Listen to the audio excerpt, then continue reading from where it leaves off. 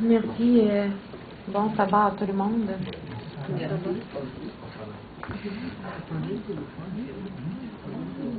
Chers frères et sœurs, il est vraiment formidable que nous avons la parole de Dieu pour nous et qu'elle est toujours disponible. Car si vous vous souvenez, il y a une prophétie biblique qu'il viendrait un temps où les gens auraient se promener. Vous vous souvenez comment du nord au sud et qu'est-ce que nous dit la parole? De l'est à l'ouest pour chercher la parole de Dieu, les Saintes Écritures. Mais qu'il n'y en aura plus. Qu'il viendra un temps quand la parole de Dieu sera prêchée si librement, mais que même si elle est prêchée, les gens ne répondront pas à elle. Car le temps de grâce sera terminé.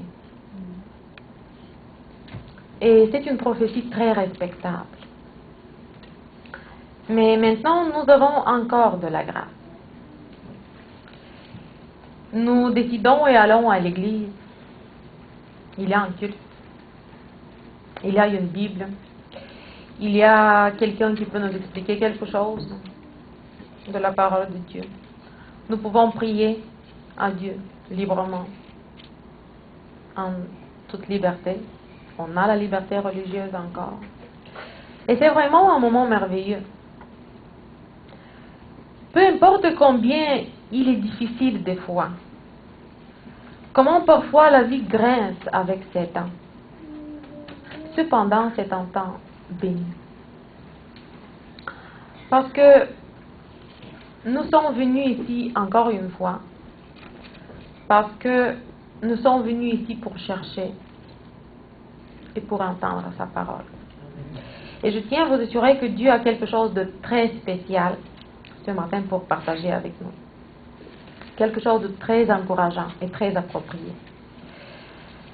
Comme nous venons de lire le texte dans le livre du prophète Ésaïe, chapitre 55, versets 8 et 9, où on nous dit comment Dieu voit et comment les gens voient.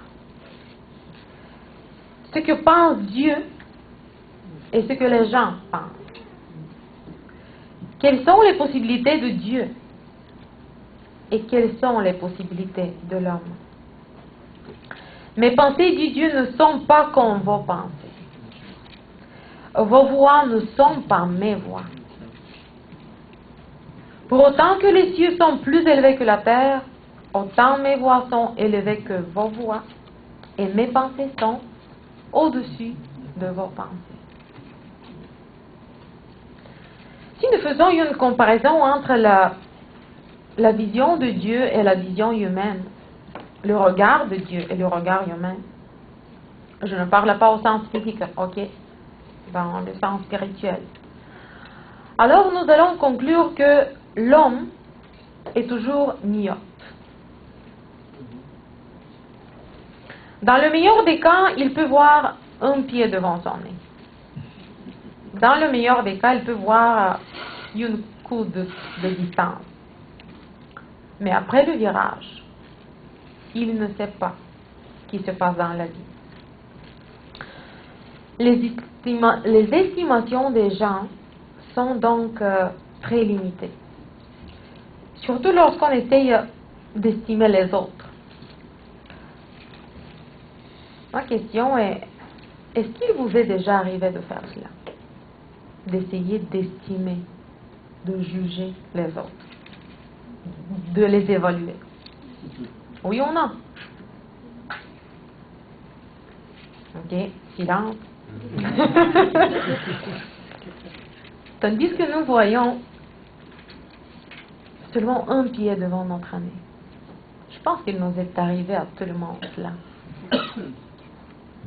De faire un petit jugement, une petite évaluation. Nous voyons jusqu'à la peau humaine. Certaines machines, comme les scanners, elles voient un peu plus loin. Mais personne, sauf un seul spécialiste, ne voit pas la pensée du cœur, les motifs. Qui seulement voit tout cela? Seul Dieu. Donc je vois la peau et je me permets de juger les gens et je me permets de juger combien quelqu'un est spirituel, combien il aime Dieu, comment il progresse spirituellement ou il ne progresse pas. Alors que je suis myope à l'extrême. Et mes estimations sont statiques. Parce que je ne peux pas avoir une image dynamique des choses. Dieu, c'est l'inverse de moi. Il suit et il évalue les choses dans leur dynamique, dans leur développement. Dieu te voit maintenant, mais pas jusqu'à la peau. Dieu sait ce que tu as été. Dieu sait ce qu'il y a dedans. Quand je souris et je dis, chers frères et sœurs, Dieu sait ce qu'il y a dedans. Dieu sait ce qui va se passer demain. Il sait qu'est-ce qui suit après le prochain virage. Dieu sait ce qui va se passer avec moi dans 30 ans ou avec vous. Et quand Dieu me juge, quand il m'évalue, il le fait de façon très dynamique. Il sait d'où je viens, combien de routes j'ai passé et quelle est la route en fait d'où je viens. Il sait que même si maintenant, mettons, je suis meilleur que toi, je suis mettons en avance de la matière, il peut vous évoluer beaucoup plus, vous. Beaucoup plus élevé. Pourquoi? Parce qu'il sait d'où tu viens et d'où je viens. Il sait où tu vas et où je vais. Et que maintenant, je peux être à 2 pas devant toi, mais le Seigneur me dit, pourquoi tu es si heureux? Car depuis 20 ans, tu restes sur ces 2 pas. Tu fais un pas à chaque 10 ans. Mais l'autre, regarde 7 ans. Est-ce que tu sais quel chemin il a passé? Et quel obstacle il a traversé?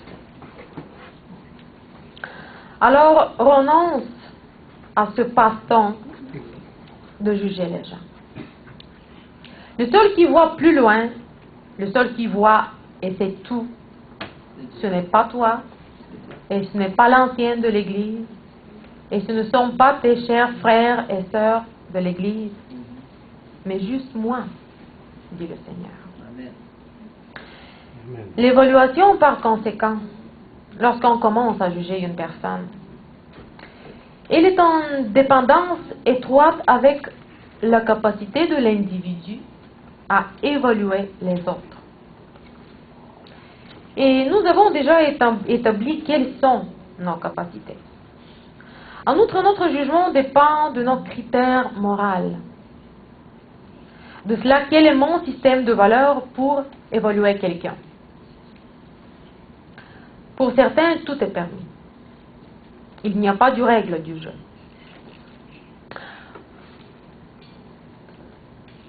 Il y en a. La seule règle du jeu est qu'il n'y a pas de règle.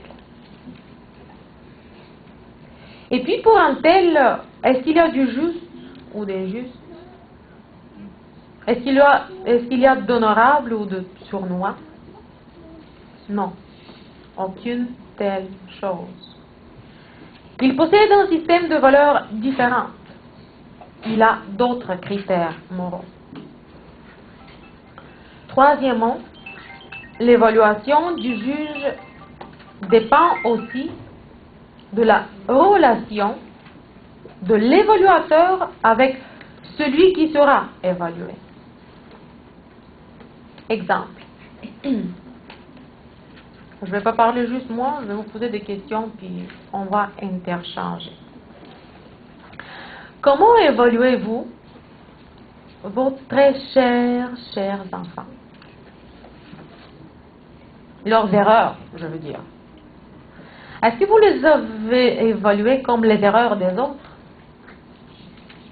Honnêtement, dites-moi. C'est la même chose. Comment évaluez-vous les erreurs de votre mari bien-aimé ou de votre femme bien-aimée? Comme les erreurs des autres? Non. Pour qu'on soit honnête, non. Ceux qui sont nos gens, ce sont nos gens en nous. On ne touche pas à eux. Mais oh, si quelqu'un chute, je vais lui expliquer le français.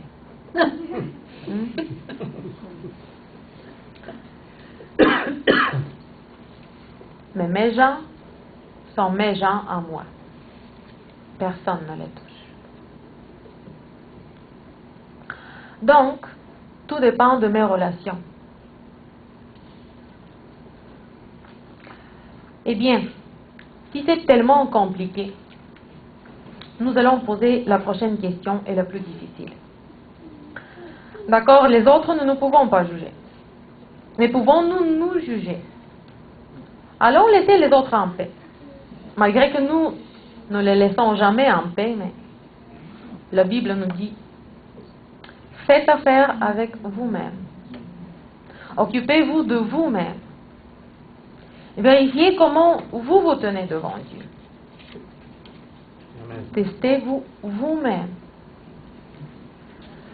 Maintenant, la deuxième grande question est: puis-je m'évaluer moi-même? Puis-je me juger? S'il vous pose une question simple mais très difficile à répondre comme: qui êtes-vous vraiment? Qu'est-ce que vous allez dire? En tant que personne, qui êtes-vous? Et vous dites habituellement votre nom. Moi, je suis Rossi, Mimi, etc. Mais, je vous pose la question, en tant que personne, qui êtes-vous? Eh bien, je vais à l'église. Non, non, non. Ça ne demande pas ça. Je ne parle pas de cela si vous allez à l'église, si vous êtes un Bulgare ou un Québécois. Quelle est votre date de naissance? Quelle est votre profession? Nous ne parlons pas de ça. Tout le monde le sait et tout le monde le voit. Mais qui êtes-vous dedans? Dedans. Essayez de répondre entre vous et Dieu. Et vous verrez ce qui est un mal de tête d'expliquer qui êtes-vous vraiment. Parce qu'il ne te demande pas si tu aimes le chocolat ou si tu aimes la crème glacée. C'est pas la même chose. Non. Qui es-tu dedans? Là, au plus profond de ton intérieur. Que personne ne sait. Et que personne ne vous voit exactement qui vous êtes. Qui es-tu? Es-tu franc? Es-tu moral? Moral comment? Combien? Combien tu aimes vraiment ta femme ou ton mari? Combien tu aimes ton Dieu? Mais vraiment, combien? Vraiment? Pas ce que les gens voient. Pas ce que les gens voient. Ce film, nous le connaissons déjà. Comment faire le spirituel? Qui es-tu exactement là où personne d'autre ne voit pas, mais seul Dieu? Lorsqu'on se décrit, nous nous décrivons souvent comme ces gens que nous voulons être. Vous dites que je suis un homme très bien. Vous dites je suis une personne très sensible. Je suis une personne avec des normes très élevées. Je suis une personne très disciplinée dans mon travail, dans ma maison, avec mes enfants.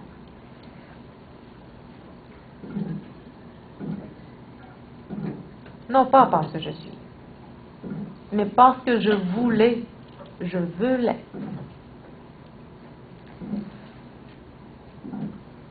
Fait que lorsque nous nous décrivons, nous nous mettons, les amis, vraiment ces traits et ces vertus que nous voulons avoir.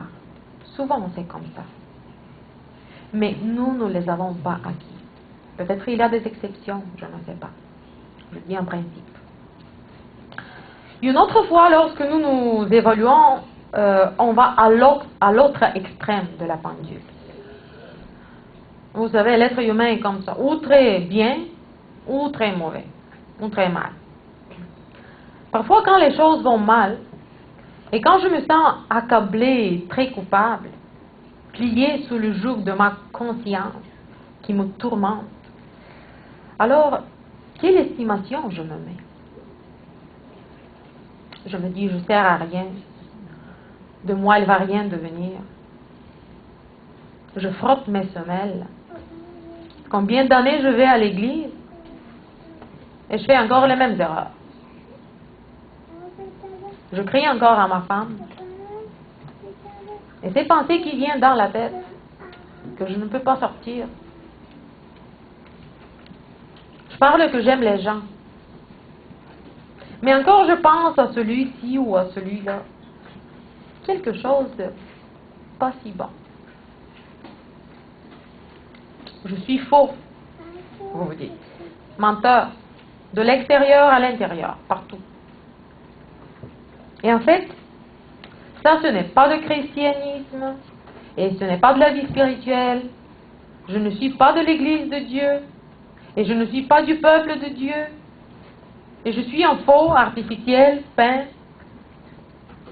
Et pourquoi simplement je mens les autres et je mens moi-même? Tandis que je suis malheureux, de la tête aux pieds. Est-ce qu'il vous est déjà arrivé cela? Des pensées de même?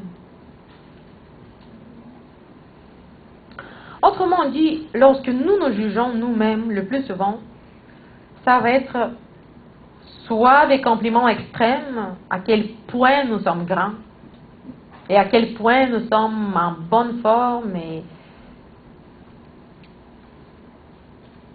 ou soit extrêmement déçus quand nous sommes dans l'état opposé de l'esprit. Alors, comment répondre à la deuxième question? Si nous ne pouvons pas nous estimer, évaluer les autres, pouvons-nous mieux évaluer nous-mêmes? Rappelez-vous, je vous dis un mystère. Paul disait parfois ceci. Vous n'êtes jamais objectif. Envers personne et surtout envers toi-même. Ce n'est pas possible. Nous ne sommes jamais objectifs. Nous sommes des êtres avec un esprit très complexe. Les sentiments, les relations, le péché qui nous a endommagés autant. De sorte que nous ne pouvons pas être objectifs. Alors, renonce à t'estimer toi-même. Parce que tu ne le peux pas. Vous ne le pouvez pas. Car, ou vous serez plus proche de la vérité, ou vous serez loin. Mais on ne va jamais frapper le 10 de la cible. Le centre, vous savez, les cibles avec les chiffres. C'est quoi le chiffre au milieu?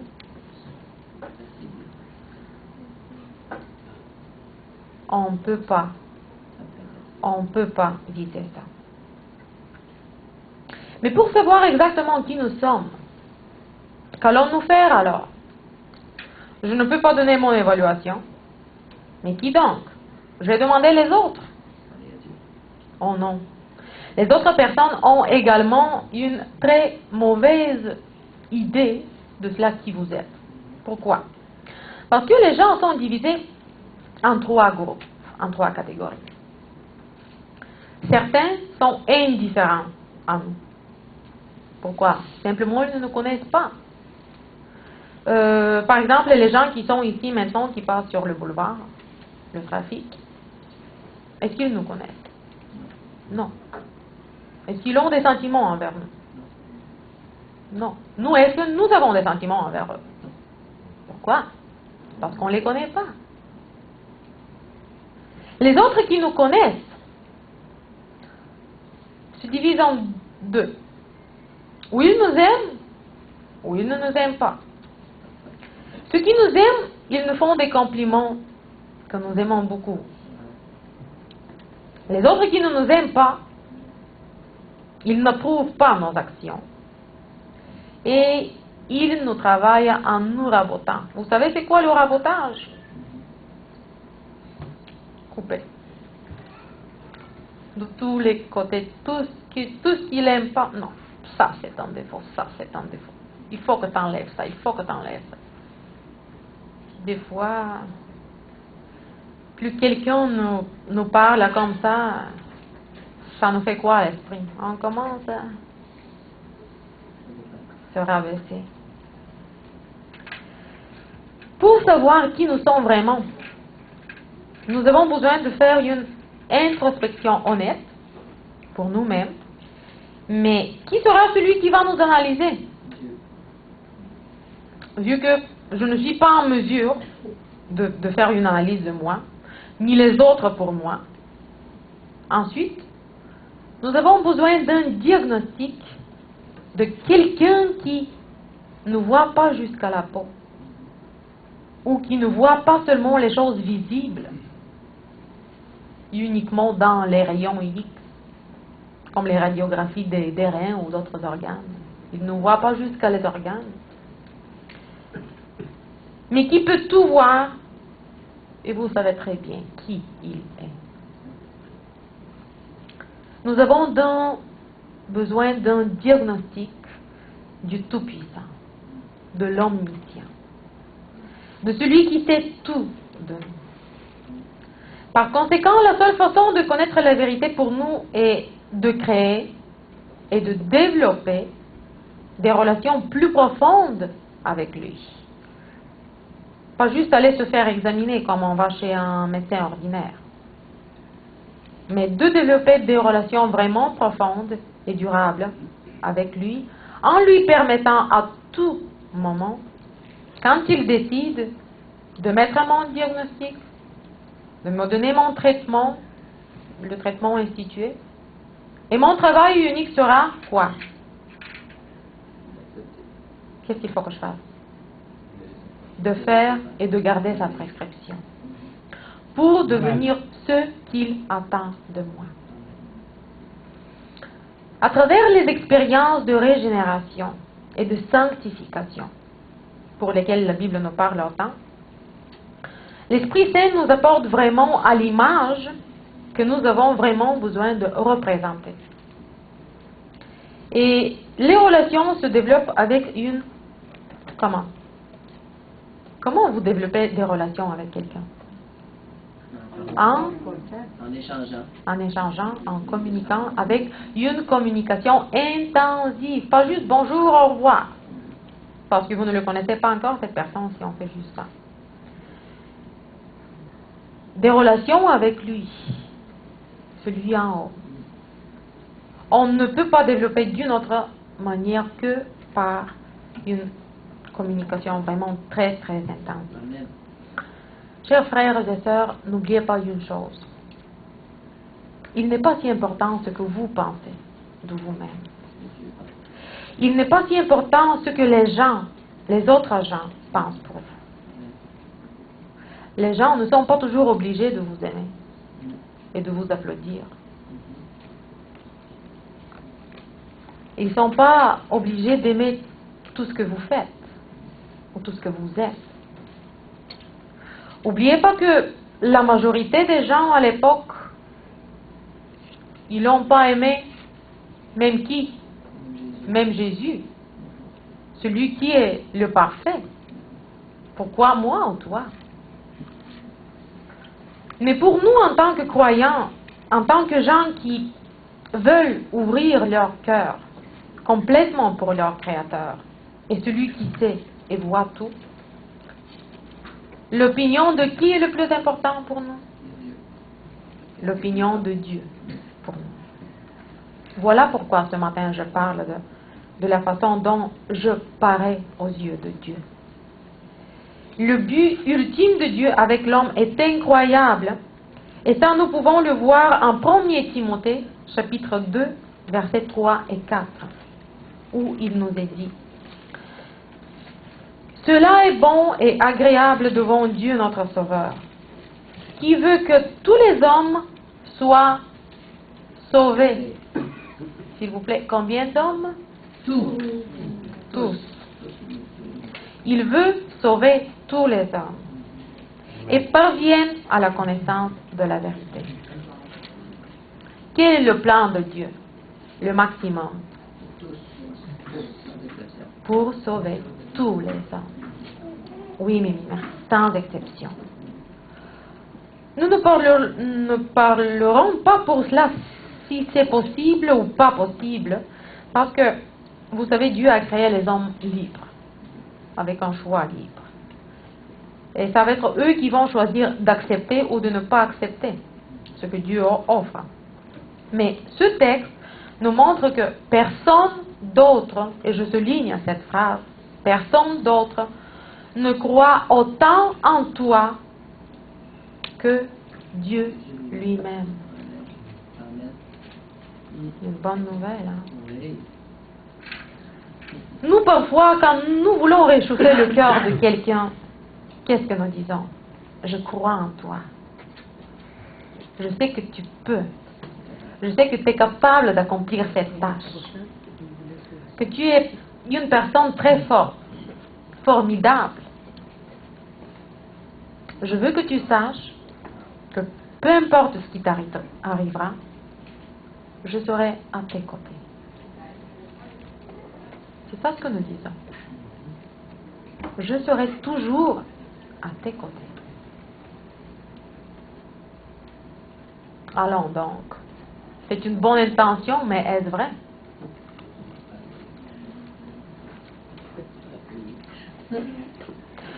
Il n'est pas vrai que nous serons toujours à côté de lui ou d'elle. Pourquoi? Premièrement, nous pouvons être déçus de la personne en question.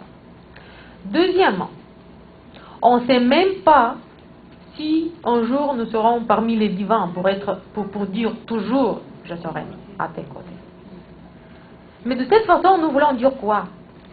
Nous voulons dire à cette personne que nous l'aimons, que nous avons vraiment une bonne intention envers lui, une bonne attitude. Mais il y a un qui dit je serai toujours à tes côtés. Et il tiendra à sa parole. Parce que lui, quand il donne des promesses, il accomplit ses promesses. Il n'y a pas un autre qui peut tellement croire en vous, même pas autant votre propre mère, que votre Dieu. Il est le grand optimiste. Il est le grand bien intentionné. Tout ce qu'il prévoyait dans nos vies, tout ce que nous faisons, tout ce qu'il admet dans nos vies, il est orienté dans la direction notre bien et notre bénédiction. Au bout du compte, comme le texte le dit, il vise quoi? Le salut de l'homme. Dieu ne se soucie pas seulement pour le présent, ici et maintenant, mais surtout il se soucie d'assurer notre avenir. En tant que parents parfaits et exemplaires qui pensent à l'avenir. Vous savez, tous les parents normaux, même les imparfaits, nous sommes tous imparfaits. Mais nous sommes plus sages que nos enfants, n'est-ce pas? Et voilà pourquoi, des fois, on leur permet certaines choses, d'autres fois, on ne leur permet pas certaines choses. On leur pose des limites. Des fois, on les limite. Et tout cela, pourquoi? C'est ça. pour leur bien, pour des meilleurs résultats dans leur vie. Quand? Maintenant? Dans le présent? Ou quand? Toujours. On pense pour leur avenir. Et c'est pour ça que nous leur disons, tu vas manger cela et cela, parce que c'est bon pour la santé. Tu vas aller à l'école. Il ne faut pas abandonner l'école. Tu dois préparer tes devoirs. Tu dois être un bon élève. Lorsque tu promets quelque chose, il faut que tu l'accomplisses. N'est-ce pas? Toujours des bons conseils. Nous nous préoccupons de beaucoup de choses maintenant parce que nous voulons que nos enfants aient un bon avenir lorsque nous ne serons pas là. Nous voulons qu'il ait une vie réussie et bénie et féconde. Et moi, je me dis, si nous, en tant qu'humains, nous pensons à l'avenir, combien plus Dieu, combien plus lui. Amen. Lisons un autre texte qui se trouve en Jérémie 29, verset 11. Le livre de Jérémie, chapitre 29, verset 11. Là, la Bible nous dit, « Car je connais les projets que j'ai formés sur vous, dit l'Éternel, projets de paix et non de malheur, afin de vous donner l'espoir et un avenir. » Amen. Dieu veut nous donner quoi? Oui, et encore? Un avenir. Compte tenu des différents niveaux de nos capacités, il est tout naturel pour nous parfois de ne pas comprendre les actions de Dieu. Ainsi que nos enfants ne comprennent pas toujours nos décisions en nous. Êtes-vous d'accord avec ça? Les enfants ne comprennent pas toujours tout ce qu'on leur impose. Mais, il y a un mais. Les enfants obéissants acceptent et le font après. Cependant, si nous allons par la foi et l'obéissance, nous allons vivre des expériences vraiment glorieuses avec notre Seigneur. Alors, comment Dieu nous voit? Comment Jésus nous voit? Premièrement, il n'est pas affecté par ce que nous sommes. S'il vous plaît, mémorisez la première partie de notre réponse, car il y aura une autre partie qui va suivre. Dieu n'est pas influencé par ce que tu es maintenant. Au moment même, nous pouvons être très grands, ou en pleine forme, ou bien être plongés dans la boîte. Mais on peut être dans un état si mauvais comme jamais auparavant. Et avoir enchevêtré les fils de telle façon que nous ne savons pas comment s'en sortir. Mais Dieu n'est pas affecté de ce que tu es maintenant. Il n'est pas impressionné par notre nature pécheresse. Et combien donc on est dans la misère aujourd'hui. Mais il cherche à comprendre. Lisons un autre verset dans Michée, chapitre 7, verset 19. Le livre de Michée, chapitre 7, verset 19. Pour ceux qui cherchent dans leur vie. Le texte nous dit: il aura encore compassion de nous. Il mettra nos fautes sous nos pieds. Tu jetteras au fond de la mer tous leurs péchés. Qu'est-ce qu'il va faire? Le voilà, le grand Dieu. Encore une fois. Est-ce que vous aimez ce mot? Encore une fois. Encore une fois vous pardonnera et sera de nouveau à la miséricorde. Combien de fois? Combien? Encore. Et encore. Nous disons parfois aux gens qui ont péché contre nous, eh bien, je pardonne. Mais Combien de fois il faut te pardonner? Mais dans la Bible, Dieu nous dit encore. Et il jette nos péchés dans les profondeurs de la mer, couverts par des tonnes d'eau. Chers amis, Dieu n'a pas peur de notre froideur et de notre indifférence. Mais il nous réchauffe avec son amour infini. Il ne se décourage pas de nos échecs et de nos bas, parce que nous retombons. Mais il nous donne sa grâce nouvelle. Et à chaque moment, il y a une autre chance de recommencer. Il n'est pas affecté de ce que vous êtes maintenant. Il sait ce que vous êtes maintenant. Car il sait tout.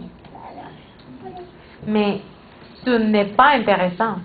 C'est la deuxième partie, je vous ai promis, on va parler pour une deuxième chose. C'est la deuxième partie qui est intéressante.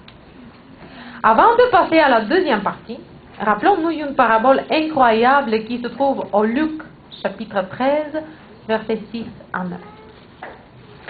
Quelqu'un avait planté dans sa vigne un figuier, nous dit le texte. Il est venu y chercher du fruit et il n'en a pas trouvé. C'est une figue anglaise, comme on dit. En Angleterre, vous savez, les figues mûrissent,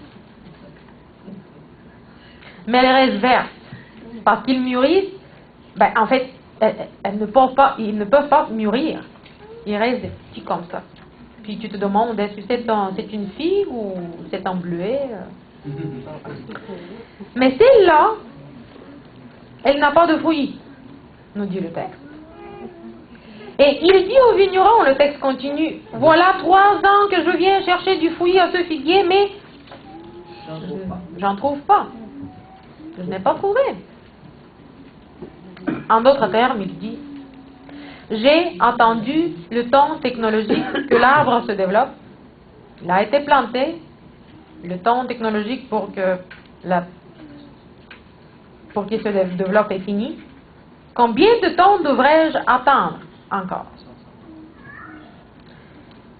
Je ne sais pas combien d'entre vous savent, mais l'arbre a besoin d'une année complète pour intercepter, pour approfondir vraiment ses racines dans la terre, dans le sol. Puis se climatiser encore une autre année, puis une autre année encore pour une autre chose, etc., etc. Et vers la 3e, 4e année, ça commence à donner des fruits, des bons fruits. Mais le texte nous dit, coupe ce figuier. Pourquoi occupe-t-il la terre inutilement? Il y a 2 personnages dans cette parabole, le maître et la figue. Et parce que c'est une parabole, vous devez penser à ce qui se trouve derrière la figue, ou derrière le figuier, l'arbre. Le maître parle au jardinier, mais maintenant, quand il se parle, en fait, c'est le jardinier qui commence à prendre la parole. Et il dit, Seigneur, d'ici là, je creuserai tout autour et j'y mettrai du fumier autour du figuier. J'y mettrai du fumier. Attends, dit le Seigneur, t'as pas fait cela jusqu'à maintenant? Puis moi, j'attends des fruits. Ça fait quoi? Je te paye pour quoi? Oui, ça fait plusieurs fois que j'ai fait ça. Mais laissez-le encore.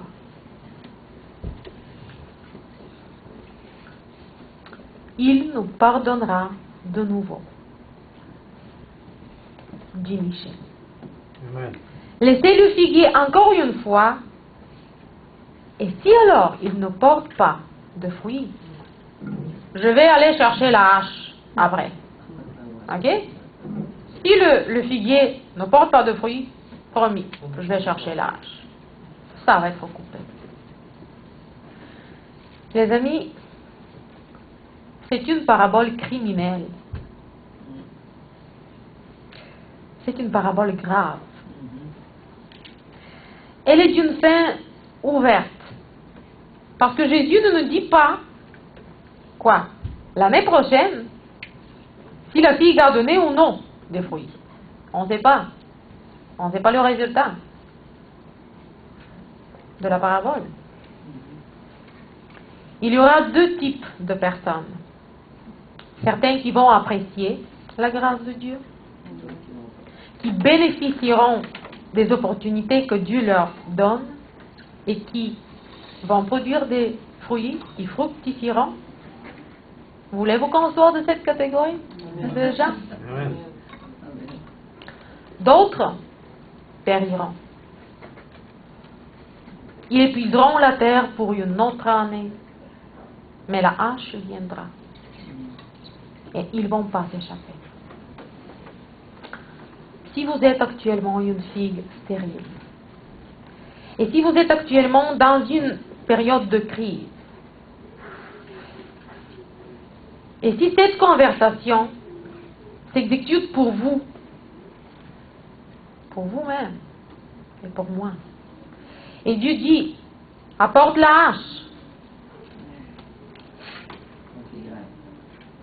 Mais le jardinier dit, oui, c'est vrai, nous n'avons pas parlé de cela. Qui est le jardinier?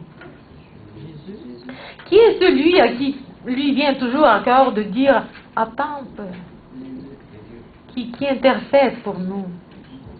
Celui qu'on appelle avocat, le médiateur. Oui, Jésus, notre Sauveur. Et Jésus dit, laisse-le, donne-lui encore une chance pour 1 an de plus. 1 an de plus. Et Dieu me donne une autre année.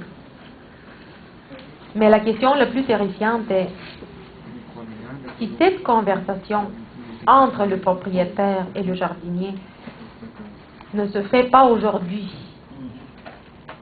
mais a été réalisée il y a 1 an, puis ils se sont parlé de ces belles histoires, et Dieu dit, eh bien, on va lui laisser 1 an. Mais imaginez-vous qu'aujourd'hui, cette année, s'écoule, expire. Puis la conversation a été faite avant 1 an.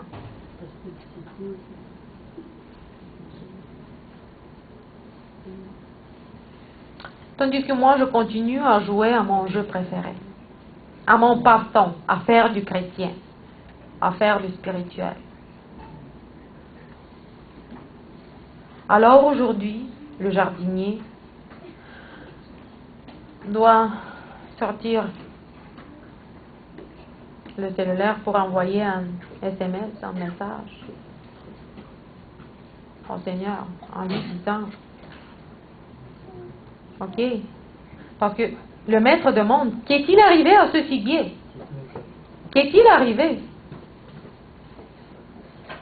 Et la main du jardinier tremble parce que il a peur d'envoyer ce courriel. Il a peur d'envoyer ce message en disant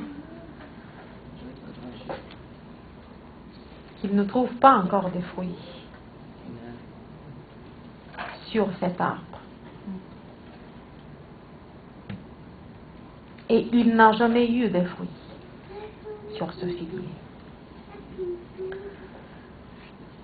Frères et sœurs, tout d'abord, si quelque chose comme ça vous arrive, n'oubliez pas ce matin la bonne nouvelle. Dieu ne porte pas attention à ce que vous êtes maintenant. Dieu est heureux à cause de ce que tu peux devenir en raison de sa grâce. Dieu regarde l'avenir. Dieu prend la route.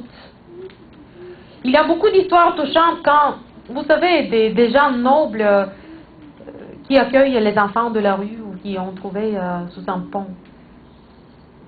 Il s'en occupe d'eux. Il les baigne, il les habille, il les éduque. Il se préoccupe de leur santé, de leurs besoins, de la nourriture, de tout. Et ils deviennent des gens quoi? Des gens formidables. Pourquoi? Parce que quelqu'un leur a donné une chance. Et quelqu'un a apprécié cette chance. Ésaïe chapitre 53, verset 11. Je vais voir les fruits du travail de mon âme et je serai satisfait, dit Seigneur. Je vais voir les fruits du travail de mon âme et je serai satisfait. Voyez-vous comment Jésus travaille ici? Avec quoi? Avec son âme, nous dit le texte. Est-ce que nous travaillons avec notre âme pour le salut des autres? Il verra les fruits du travail de son âme et sera satisfait. Mon juste serviteur justifiera beaucoup par sa connaissance de lui. C'est ça ce qui préoccupe l'Esprit de Dieu. C'est ça ce qui l'impressionne. Qu'est-ce qu'il peut faire avec cette matière, avec ce matériel que tu es? C'est ça ce qui l'impressionne. Et il est très inspiré par ce qu'il peut obtenir de toi. Il est très impressionné par ce que tu peux devenir et qu'est-ce qu'il peut faire à travers toi. Les amis, nous faisons une grande erreur lorsque nous constatons pour quelqu'un qu'il est bon à rien et qu'il ne peut rien. Connaissez-vous cette voix qui a cette philosophie-là et qui essaye de l'implanter même dans notre esprit? Cette voix qui te dit toujours, tu ne deviendras pas un serviteur de Dieu. Tu ne vas pas devenir héritier du royaume céleste. Cette voix, l'avez-vous déjà entendue? Je pense que chacun de nous l'a déjà entendue à un moment de sa vie. Mais c'est un crime à parler comme ça. Et c'est la plus grande erreur d'y croire dans ça. Parce que la plus grande joie du diable est de nous faire croire que nous sommes rien et que de nous, rien de bon ne peut se produire. Ne réjouissez pas le diable, chers amis. Ne réjouissez-le pas. Car opposé à lui, il y a quelqu'un d'autre qui ne nous quittera jamais. Quelqu'un qui se tient derrière nous, prêt à se battre pour nous et qui dit, écoute, il va devenir quelqu'un. Car moi, je m'occupe. Je suis au volant. Je suis le guide. Il est dans mes mains.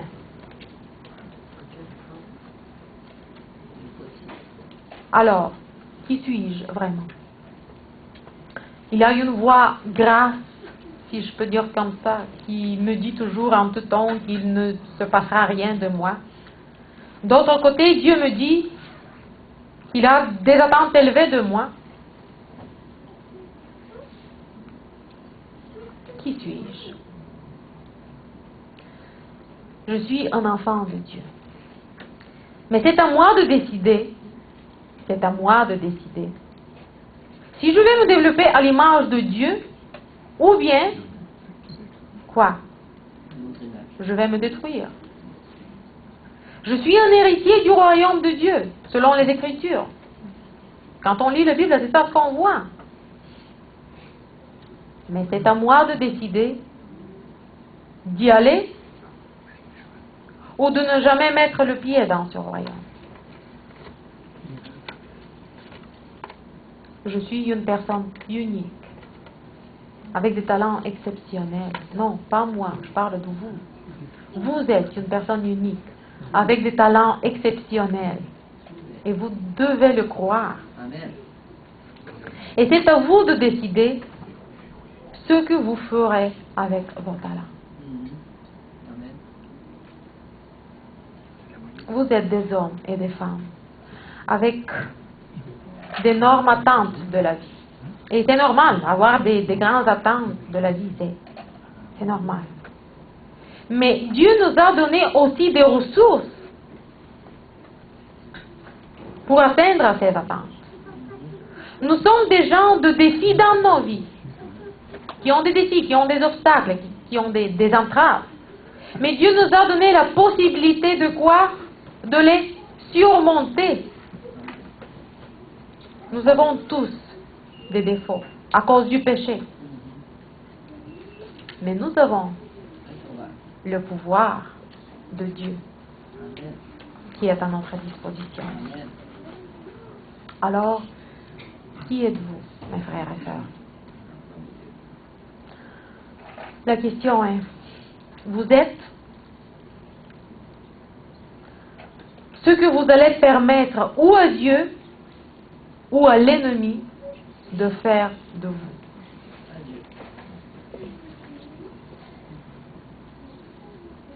Vous êtes ce que vous allez permettre ou à l'un ou à l'autre de faire de vous. Dieu nous regarde.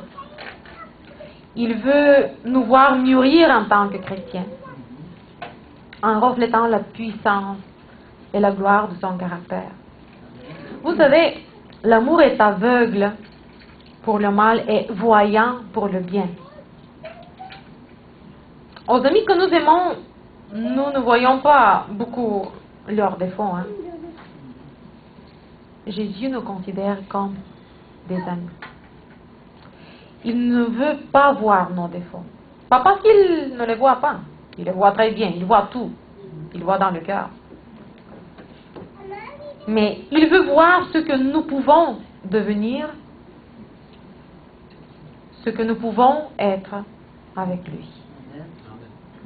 Et il a commencé une œuvre dans chacun de nous. Et il a promis qu'il va le finir. Je vais conclure avec un texte qui se trouve en Philippiens chapitre 1 verset 6. Philippiens 1, 6. Le texte nous dit: je suis convaincu que celui qui a commencé en vous une œuvre bonne en poursuivra l'achèvement jusqu'au jour du Christ Jésus. Dieu a commencé un bon travail en nous. Gloire à son nom. Pourtant, ce n'est pas encore une bonne raison de se réjouir que ce bon travail a commencé. Dieu promet de terminer ce travail et de nous mettre en force dans un tel état où nous serons capables de participer à la parade finale dans le royaume de Dieu, lorsque les portes du paradis s'ouvriront et quand le peuple de Dieu sera invité d'hériter son royaume éternel. Que Dieu nous aide en ce moment, ici, à transmettre nos vies à lui et à s'abandonner totalement. Ce n'est pas seulement une expression commune à transmettre toute ma vie. Cela signifie qu'il faut lui donner des choses spécifiques, si vous voulez, des choses concrètes de notre vie, pour que cet abandon soit complet. Que Dieu nous bénisse à réfléchir sur cela et à se rendre à Dieu chaque jour. Et chaque matin, en se réveillant, que notre plus grand désir soit d'être: Seigneur, voici, je reviens à toi. Je veux être à toi aujourd'hui. Et que tout ce que je fais, tout ce que je pense, tout ce que je parle reflète ton caractère. Amen. Que Dieu bénisse dans tout cela. Amen. Amen. Praise the Lord.